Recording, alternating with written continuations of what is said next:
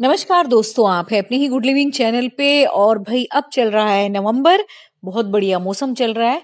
तो आज का जो वीडियो है वो नवंबर के गार्डन पे है कि इस टाइम नवंबर में क्या क्या हो रहा है।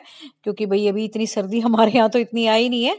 हाँ, सुबह ही, शाम को भी इतनी ठंड नहीं होती, हल्की सी सुबह ही होती है बस। और अदरवाइज तो दिन बड़ा बढ़िया है। और ना इतनी ज़्यादा गर्मी है ना इतनी ज़्यादा ठंड है, बिल्कुल परफेक्ट मौसम है गार्डनिंग करने का। तो आज नवंबर का टूर मैं आपको देती हूँ गार्डन का, कौन कौन से फूल अभी तक खिल रहे हैं।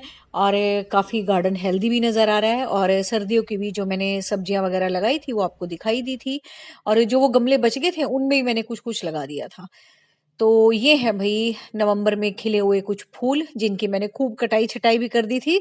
उसके बाद भी अब ये खिलने शुरू हो गए हैं। और सबसे बड़ी बात दोस्तों, जो नवंबर का मौसम होता है ना, वो एक मिक्सअप सा मौसम होता है। उस टाइम सर्दियों के जो गार्डन की तैयारी है वो हम कर रहे होते हैं। और जो हमारे समर के फूलों वाले पौधे हैं एवरग्रीन, तो उनमें फूल आ रहे होते हैं। और बस अब कुछ टाइम तक ये आएंगे, फिर थोड़े दिन बाद ये रेस्ट पे चले जाएंगे। तो अभी इनको एंजॉय कर लेते हैं। फिर तो जो आप सीजनल प्लांट लगाओगे सर्दियों के, फिर उनमें ही फ्लावरिंग होगी। और ये सारे पौधे अपना चुपचाप आराम करेंगे। और जो आपका विंटर गार्डन होगा वही फूलों वाला गार्डन होगा। और इन सब एवरग्रीन फूलों वाले पौधों में फूल आने बंद हो जाएंगे। तो अगर आपको दोस्तों नवंबर के एंड तक इनकी कटाई छटाई करनी है फूल आने के बाद, तो आप कर सकते हो। नहीं तो भी ऐसे कैसे रहने दो इनको। और फिर जब फरवरी का मौसम आएगा तब इनकी आप कटाई छटाई कर देना, क्योंकि तब इनका ग्रोइंग टाइम भी होगा। और सबसे बड़ी बात दोस्तों, उस टाइम जो नई नई ग्रोथ है वो निकल रही होती है। और पुरानी जो आपकी प्लांट की ग्रोथ है, उसको फिर आप उसी हिसाब से देख लेना कि किस तरह से आपने इनको शेप अप करना है और कैसे करना है। और अदरवाइज तो देखो गार्डन हरा भरा इन पौधों से बना ही हुआ है अभी तक। अगर आप कटाई छटाई कर दोगे तो ग्रोथ तो इनमें अभी खास होगी नहीं, वो तो होगी फरवरी में जाके। तो वो आप अब देख लेना कि आपने अपना गार्डन कैसा रखना है। तो ये सब आपके ऊपर है। तो ये है भाई कुछ ऐसे पौधे जिनमें कि हमेशा ही फूल आते रहते हैं। और सबसे बड़ी बात यही है दोस्तों कि इस टाइम आप कुछ कुछ लगा रहे होगे अपने गार्डन में भी। जो लोग विंटर के प्लांट्स भी नहीं लगा रहे होंगे, तो वो कटिंग काट काट के भी लगा रहे होंगे। क्योंकि इस टाइम जो है हम पौधों की कटाई छटाई करें या ना करें, लेकिन अगर हमें कहीं से भी कटिंग अवेलेबल हो जाए तो हम कटिंग लगाए बगैर नहीं रहते। और जो भी पूछ रहे थे भी इस टाइम कटिंग लगा सकते हैं, भी बिल्कुल लगा सकते हो। अब नहीं लगाओगे तो देखो कब लगाओगे। इतना बढ़िया मौसम चल रहा है। ना तो आपकी कटिंग में ऐसा होगा कि मॉइस्चर खत्म हो जाएगा। और अगर कटिंग में मॉइस्चर बना रहता है तो ये समझ लो इतना बढ़िया मौसम है, कटिंग देखो बर्न भी नहीं होगी, मॉइस्चर भी रिलीज नहीं होगा उसका। और जो सॉइल में ऑलरेडी मॉइस्चर है वो भी जल्दी से खत्म नहीं होगा। तो कटिंग के लगने के चांसेस बहुत ज्यादा होते हैं इस टाइम। धीरे धीरे फिर जो ब्रांच है वो अपनी रूट्स बनाना शुरू कर देती है। और ये परफेक्ट मौसम है इन सभी पौधों की कटिंग लगाने का, जो मैं आपको दिखा रही हूँ। और इस टाइम भाई अगर आप कटिंग लगा लेते हो तो भाई मार्च तक आपके प्लांट्स नए नए इस तरह के तैयार हो जाते हैं। और फिर गर्मी भर आप इनके फूलों को एंजॉय करना। और कटिंग में इसलिए भी बोल रही हूँ क्योंकि देखो कई प्लांट्स में ना आप सीड से भी पौधे को उगा सकते हो। लेकिन अगर कटिंग के जरिए आप पौधा उगाते हो ना, तो बहुत जल्दी ग्रो करता है और जल्दी से फ्लावरिंग पे आ जाता है। सबसे बड़ी बात यही है।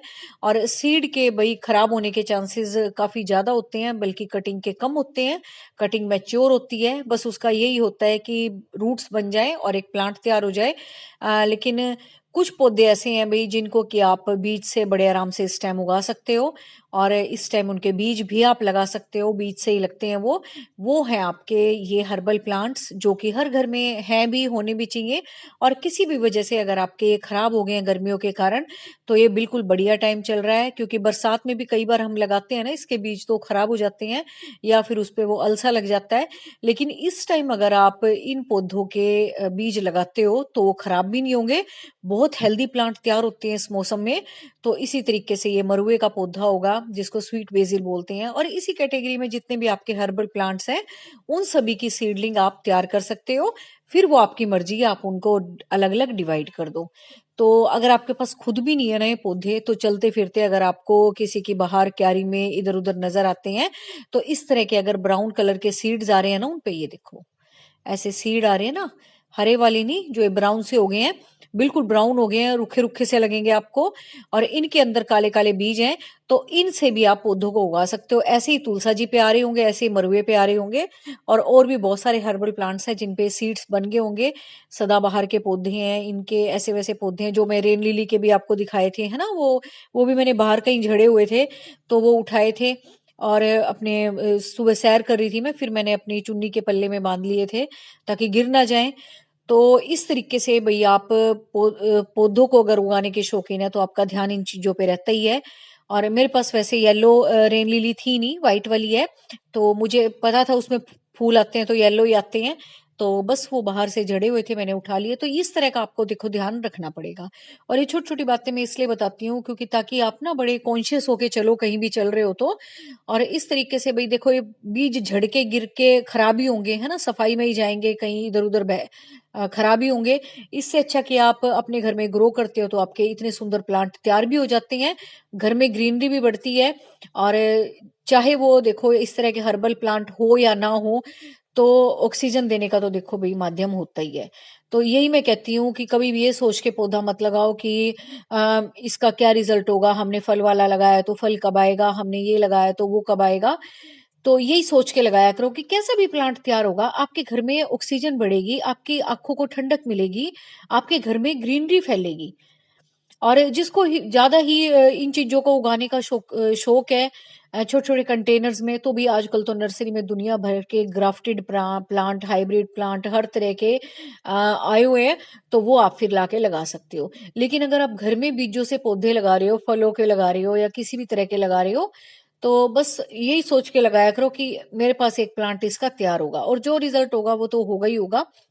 लेकिन गमले में आपके इतने सुंदर पौधे तो तैयार हो जाएंगे, आपको देखने को तो मिलेंगे। और साथ साथ कितना अच्छा लगता है जब अपने घर में अपने हाथ से हम चीजें उगाते हैं, उसकी खुशी अलग होती है। और भाई ये अब फूल कुछ ही दिन के मेहमान है, ये भी अब चले जाएंगे। और पूछ रहे थे आप कि इसको कैसे सेव करना है, हमारे घर में जो लगे हुए हैं भाई मैं किस तरह से सेव करती हूँ, मैं तो इनको ऊपर से हटा देती हूँ बिल्कुल, जड़े जड़े छोड़ दूंगी। और इसके साथ ही मैं कुछ भी मुझे लगाना होगा भी कुछ दिमाग में नहीं है, जो भी अवेलेबल हो जाएगा मैं लगा दूंगी। तो ये तरीका मेरे को इनके सेव करने का। और वैसे गार्डन अब बढ़िया चल रहा है, अच्छा चल रहा है। और ना तो पौधे ज्यादा गर्मी महसूस कर रहे हैं ना ठंडक महसूस कर रहे हैं, और सब अपना खुशी खुशी। और सदाबहार के भी भाई सीड पोड अब आप देखना ध्यान से तैयार हो गए होंगे, इसी तरह से उसके भी तैयार हो गए हैं। 4 o'clock के मैं देख रही थी कल, मोटे मोटे बीज तैयार हो गए हैं, काली मिर्च जैसे।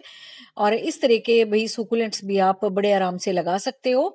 बस यही ध्यान रखना है, सुकुलेंट्स में आपने ज्यादा पानी नहीं देना है, और बड़ा पोरस सा सिस्टम तैयार करके आपने सुकुलेंट्स लगाने हैं, क्योंकि इनको ज्यादा पानी की जरूरत नहीं होती। पानी की वजह से ही आपके पीछे खराब हुए होंगे जिसके भी कमेंट थे।